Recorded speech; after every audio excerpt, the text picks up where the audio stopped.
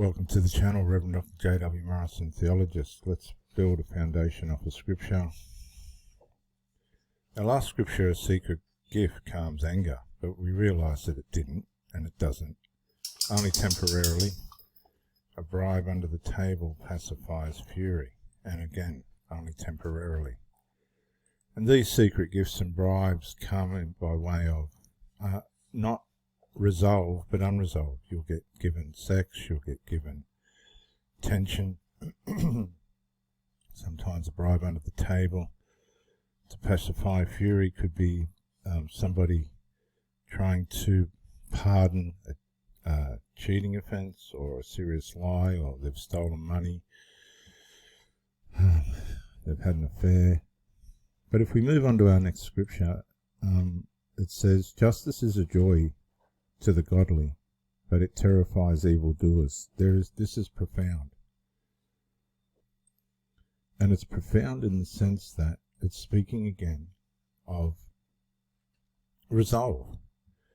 When justice comes, what's justice? It's resolve. I know people that have people in court, they want justice, they want resolve. And when they get their resolve, it's a joy. It's a joy to their heart. It's a joy to what they know is right and good.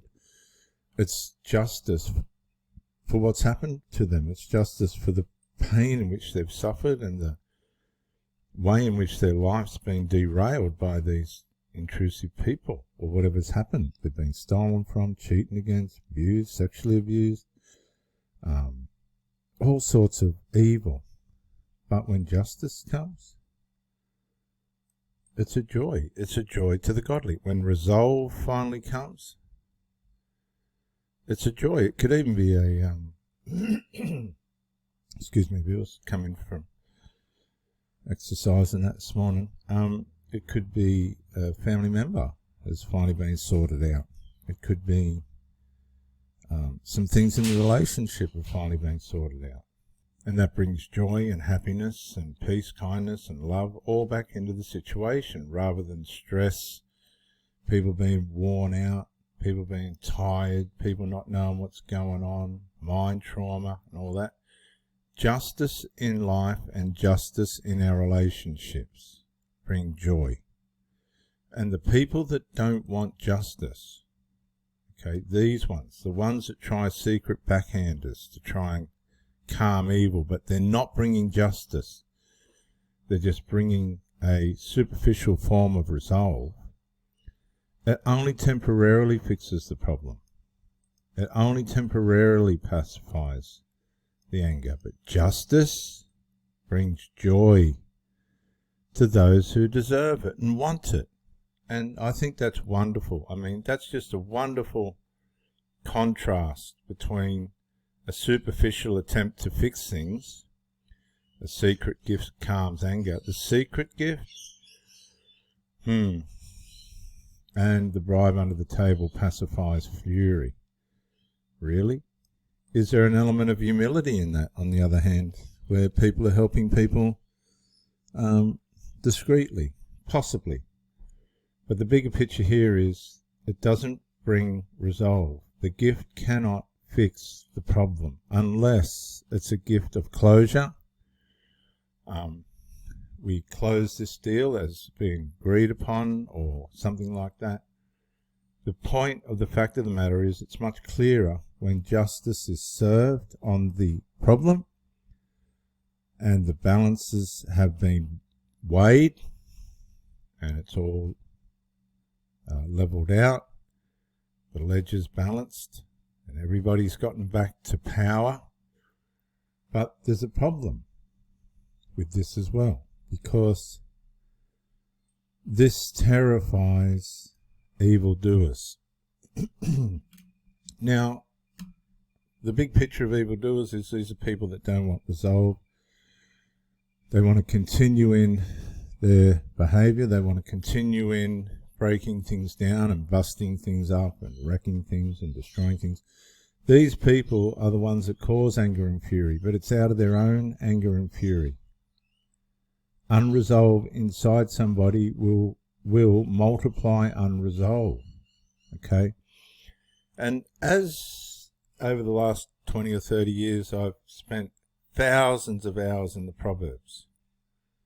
Right? I used to play the Proverbs over and over. I played them over and over for 6 months straight, just on this little iPod thing. Love the Proverbs. Taught my sons to listen to the Proverbs, and I have to give them 10 points for that. But evildoers don't want or can't find their way into resolve. It's just something that they seem to be blocked from. And I don't know what personality trait you put that into, and I'm not going to try to, but I can say it's how the sinful nature works. It wants to keep people away from common sense. And these people end up in the company of the dead, the sinful dead. Jesus said, let the dead bury their own dead. He's talking about people that are undeveloped. They haven't chose to develop. They haven't chose to deal with the things inside themselves, or they haven't realized they need to. They're dead. They haven't got a realization of themselves. If we go to the person who strays from common sense, this is the person really in a way that's handing out secret gifts to manipulate resolve rather than bring proper resolve, and bribes under the table, again, to manipulate how a person feels, but not fixing the problem. Are you with me? I used to watch the bikies do this. They swap dope, or somebody just come along and give someone a bag of dope and just keep walking, even though there was problems between them. That was a way of saying our problems are solved. But it was only superficial. It was only temporal. The real issue underneath was still there. And so when push comes to shove, you can't, and things have to be resolved, just passing smokes around or dope around or beer around ain't going to fix it. And these people end up in brawl. And it's all too late once people have been killed or maimed or psychologically damaged for life. Right? People lose their common sense. Straying from common sense isn't just something that's light, it's massive. These people end up in the company of the dead, psychologically, emotionally, sexually. They get reckless, they couldn't care less about themselves. Drugs, they stray from common sense. And common sense is relative to the golden rule. Don't harm yourself or anybody else. It's so simple, but so profound. The sinful person, the person working in their sinful nature, whether you want to call it narcissism or borderline personality, whatever all these things are, it comes back to the sinful evil nature. These people who are straying from common sense would be to bring justice to yourself and to your partner and to the people around you, right? For the joy of it. For the joy. A lot of people don't realize this, but Jesus endured the cross in Hebrews 12:2. For the joy set before him, he endured the cross. He knew that it was going to bring resolve. Hebrews 12:2, if you want to look it up in the Holy Scriptures. For the joy set before him, Jesus endured the cross. Okay, for the joy set before him. He knew the good it was going to do. He knew, no matter how bad it was going to be for him, the overall big scheme of things in the resolve brought him joy. Now, if my children try and interfere in my personal business, I hit it head straight on. That's what I saw from my mother, and that's what I've learnt with my children. You have to have clear, precise, guidable boundaries where they guide them off into the direction that these children need to go to grow. I've had relationships where these people don't do that. They're just lurking around with their secret gifts, trying to calm all the anger, and it doesn't work. It does not work. Let me give you an example. I had a girlfriend whose family members didn't like me, for whatever reason it was. It had something to do with me taking away her attention from them, or something ridiculous. And so this woman put herself, I said to her, you're putting yourself as the meat in the sandwich. You can't win unless you resolve this issue. They didn't want her to see me, so while she was seeing me, she was rebelling against them, right? Which showed to me a tremendous level of faithfulness, but also a tremendous level of carelessness as well.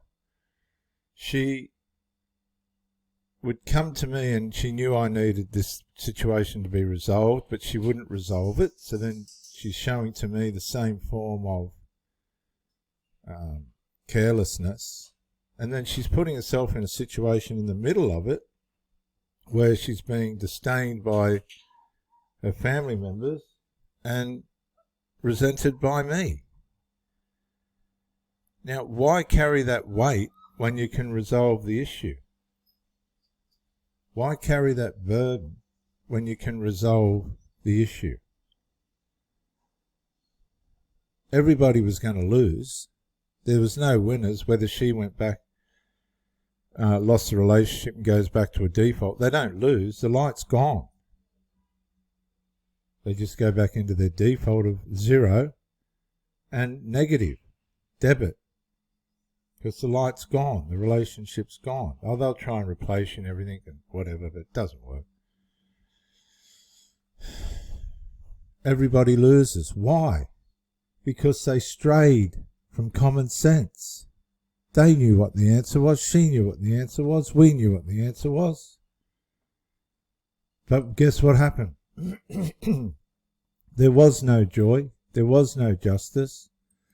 Because it terrified her. She said, I fear my children. To what level or what area that meant. She loved them as well. And she, wifed them, and they were her little husbands and things. But at the same time, she said to me, I fear these people. I thought, well, that's something you've created. It's not my problem. And I don't want to get involved. But they all strayed from common sense. They were running on their emotions. They were doing their little secret gifts to try and manipulate and control one another. And where did it all end up? And this is what I was trying to prevent. It all ended up back at 0.